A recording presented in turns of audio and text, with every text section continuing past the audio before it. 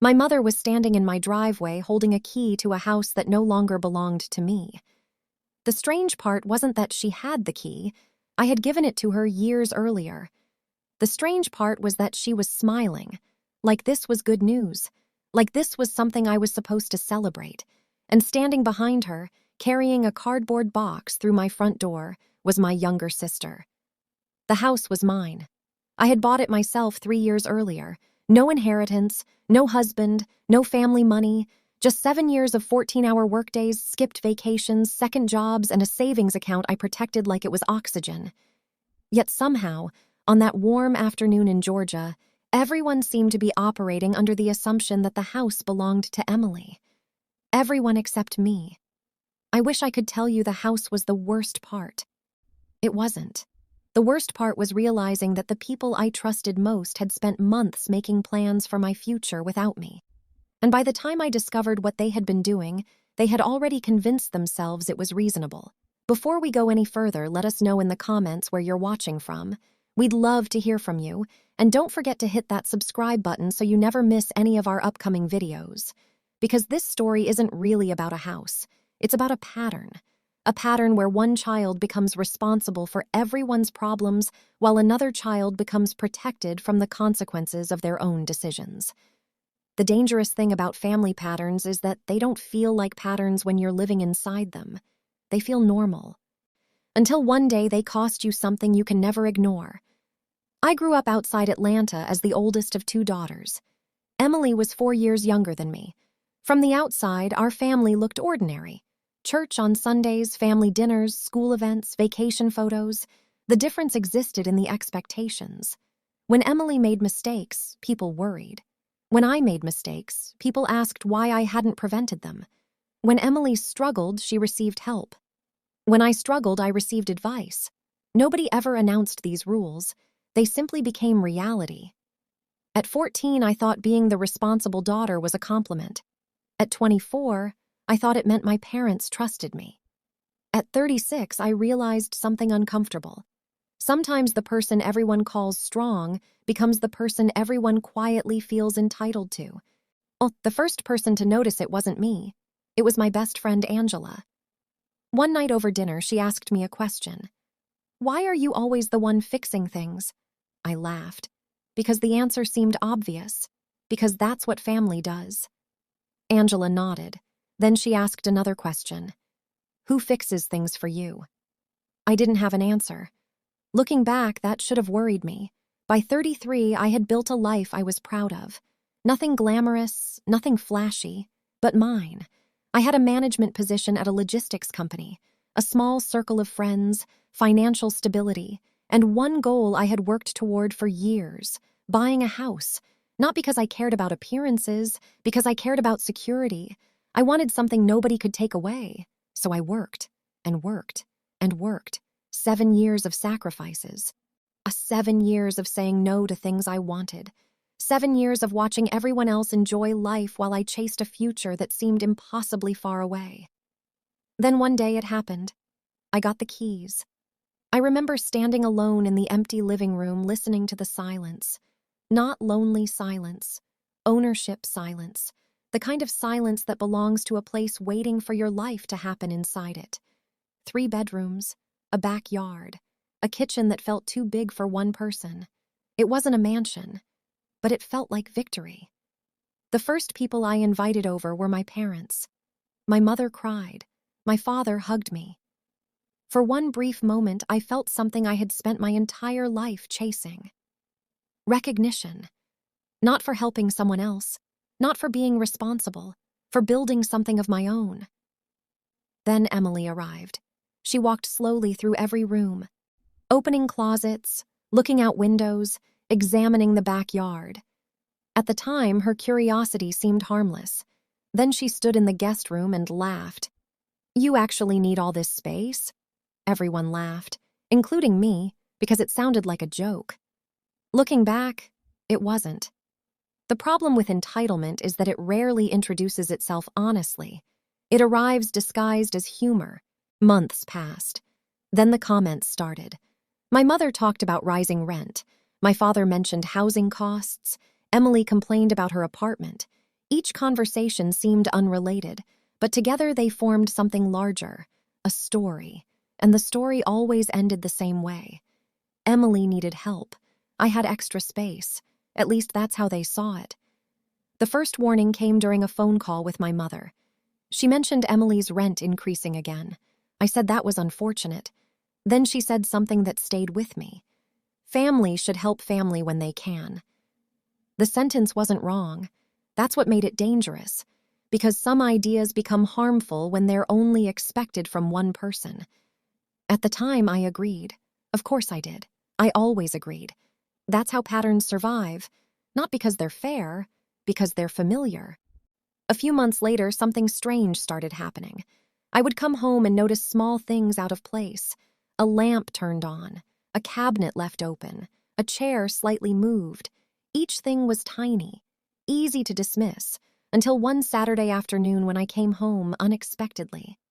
As I pulled into the driveway, I noticed Emily's car parked beside my garage. I frowned. I hadn't invited her over. I walked toward the front door. Before I reached it, the door opened, and Emily stepped outside, holding a key, my spare key, the one I had given my parents, not her. For a moment, neither of us spoke. Then she smiled, too quickly. Mom asked me to check on something. My stomach dropped, because suddenly every strange thing made sense. The lamp, the chair, the cabinet. Someone had been inside my house, and nobody thought they needed permission. When I confronted my mother, she acted confused. It's family, as though that explained everything, as though ownership disappeared when relatives became involved. The conversation somehow ended with me feeling guilty. That should have been my warning, because another pattern was beginning to appear. In some families, boundaries are treated like personal attacks. The moment you establish one, the conversation stops being about the boundary. It becomes about your character. You're selfish, you're difficult, you're ungrateful. The focus shifts away from what happened and toward whether you're allowed to be upset about it. A few weeks later, everything changed. I was helping my father move furniture in his office. While looking for a measuring tape, I opened a cabinet. Inside was a manila folder. My name was written on the tab. Beneath it was a second word: property. Curious, I opened it, and within minutes, I understood something that permanently changed how I saw my family. Inside were notes, property records, mortgage information, handwritten timelines, housing plans, and everywhere I looked, the same assumption appeared. Emily would eventually be living in my house. Not maybe, not possibly, eventually. I kept searching for the page where someone had written, "Let's ask her first." It wasn't there, because nobody had asked me. The deeper I looked, the worse it became. Guest room arrangements, financial plans, housing timelines, discussions about Emily's future, all built around my house. A house I had worked 7 years to buy, a house nobody else had paid for, yet somehow everyone except me had been included in the conversation. I drove home in complete silence. No music, no phone calls, no distractions. For the first time in my life, I wasn't trying to understand their perspective. I was trying to understand mine. 3 days later, Emily called. At first, the conversation sounded normal. Then she asked a question. "Have Mom and Dad talked to you about the house yet?" My stomach dropped. Not because she asked, because of how casually she asked. As though the conversation had already happened. As though my agreement already existed. I asked what she meant. She sighed. The sigh people use when they're repeating something you should already know. Then she started talking about how grateful she was that the family had found a solution. A solution, not an idea, not a possibility, a solution, and suddenly every remaining doubt disappeared. Emily knew. She had known for months. Maybe longer. Then she said something I will never forget. "I thought you'd be happy to help." Happy. Not willing, not asked. Happy. That single word revealed the entire problem. Nobody believed they were taking something from me. They believed they were receiving something I was supposed to provide. And once I understood that, everything changed. 4 days later, my parents invited me to Sunday dinner. Emily would be there too. For the first time in my life, I wasn't going to show up as the responsible daughter. I wasn't going to show up as the peacemaker. I wasn't going to show up as the person who understood. I was going to show up with a single word they had apparently never prepared themselves to come. Here. No. And what happened at that dinner would reveal exactly how my family really saw me. I spent the entire drive to my parents' house rehearsing different versions of the conversation, not because I was unsure about my decision, because I was still hoping there was something I didn't know, some misunderstanding, some missing piece, some explanation that would make everything make sense again. The closer I got to their neighborhood, the more I realized how badly I wanted to be wrong. Because there is a difference between discovering people made a mistake and discovering they believe they were right all along. When I walked into the house, Emily was already there. That told me everything. This wasn't a conversation. It was an intervention. The four of us sat around the dining room table pretending to have a normal dinner. For 10 minutes we talked about weather, work, and traffic. Then I put my fork down and asked the question, "When were you planning to tell me?" The room went silent. My mother looked at my father. My father looked at Emily. Emily stared at her plate. Nobody answered. And sometimes silence tells the truth faster than words ever could. Finally, my father cleared his throat.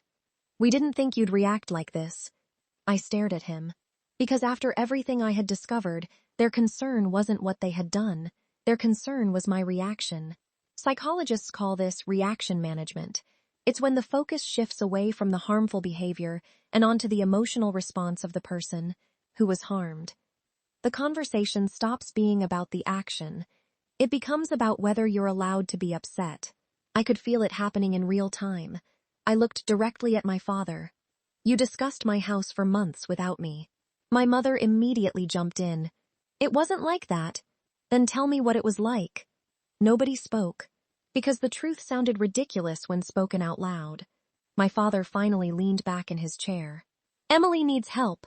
There it was, the sentence that had shaped my entire life. Emily needs help.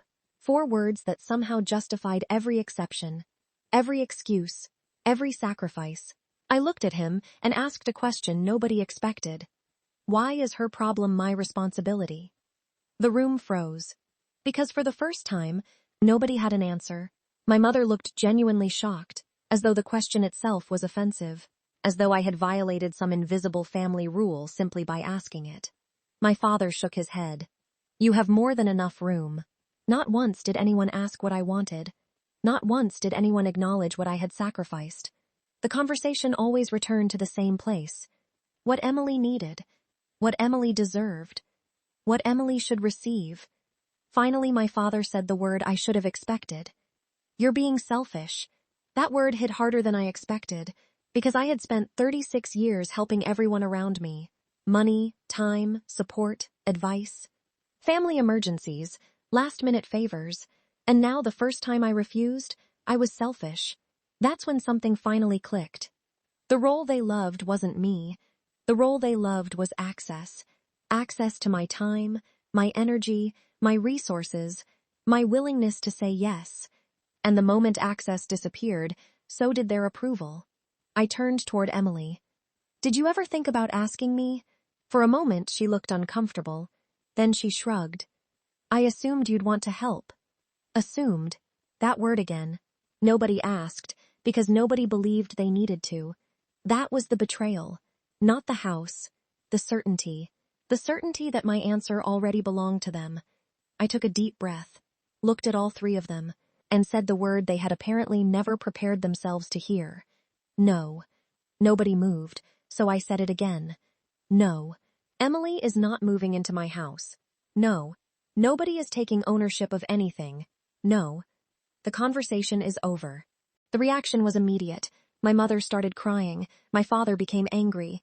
Emily looked offended. And suddenly I realized something devastating. None of them were surprised by what they had done. They were surprised that I refused to accept it. The dinner ended badly. My father accused me of tearing the family apart. My mother said she didn't recognize me anymore. Emily left without saying goodbye. And as I drove home that night, one question stayed with me. If they were willing to go this far for a house, how far would they go after hearing no? I got my answer 6 days later. Because when I pulled into my driveway on Saturday morning, there was a moving truck parked in front of my house. For a moment, I thought I was looking at the wrong address. Then I saw Emily, standing beside the truck, holding boxes. My stomach dropped, because 6 days earlier I had said no. A complete answer. A complete sentence. Yet somehow everyone was behaving as though that conversation had never happened. I got out of my car and walked toward the house. Emily saw me first. The expression on her face wasn't guilt. It wasn't embarrassment. It was irritation. Like I was arriving late to something important. "We talked about this," she said. "No," I replied. "You talked about this." The difference mattered. My mother appeared from inside carrying a set of curtains. My curtains. The ones I had bought for the guest room. For a second I genuinely wondered if I was losing my mind. Then my mother smiled nervously. "Honey, just listen." No. The word came out faster than I expected. Because something had changed. The pattern had finally broken. Psychologists call this pattern interruption. The moment a person stops automatically playing the role they've always been assigned. The moment they realize they never agreed to it in the first place. I looked at the movers, then at my family, and said something I had never said before. "Everybody leaves. Now." The movers immediately stopped. Emily laughed. Actually laughed. As though ownership was a matter of opinion. Then she said something that explained everything. "We already told my landlord I was moving out." I stared at her, and suddenly I understood. This wasn't a misunderstanding. This was entitlement. Months of entitlement. Years of entitlement. Operating under the assumption that eventually I would give in. Because eventually I always had. A few minutes later my father arrived. Apparently someone had called him. He stepped out of his truck already angry. Not confused. Angry. At me. That told me everything. People reveal what they believe they're entitled to by how they react when access is denied. He walked directly toward me. "You're embarrassing the family." I looked around. At the truck. At the boxes. At the people standing on my lawn. Then back at him. The family embarrassed itself. For the first time, nobody had a response. I pulled out my phone. My father's expression changed immediately. "What are you doing?" "I'm calling the police." The silence was instant, because consequences had finally entered the conversation. Not guilt, not obligation. Consequences. The truck left 20 minutes later, the boxes disappeared, the driveway emptied, and by sunset, everything looked normal again. Except it wasn't. Because once people show you how little they respect your boundaries, you can never fully return to not knowing. But the story wasn't over. Not even close. 2 weeks later, I discovered something even worse. I was refinancing part of my mortgage when a loan officer asked me an unusual question. "Did you authorize another person to discuss your property?" I felt my stomach tighten. "What do you mean?" She explained that multiple inquiries had been made regarding my property over the previous several months. Not by me, by family members. People asking questions about ownership transfers, occupancy arrangements, future options. I sat there in stunned silence, because suddenly everything made sense. The folder, the moving truck, the conversations. This wasn't an emotional disagreement that got out of hand. This had been a plan, a real plan, months in the making. After the call ended, I sat alone in my kitchen. Not angry, not yet. What I felt first was grief, because another pattern finally became impossible to ignore. It's called role entrapment. When people become so attached to who they need you to be that they stop seeing who you actually are. To my family, I wasn't a homeowner. I wasn't an adult woman. I wasn't an individual. I was the provider, the fixer, the responsible daughter. And providers aren't asked. They're accessed. That realization hurt more than anything else, because property can be protected. Trust cannot.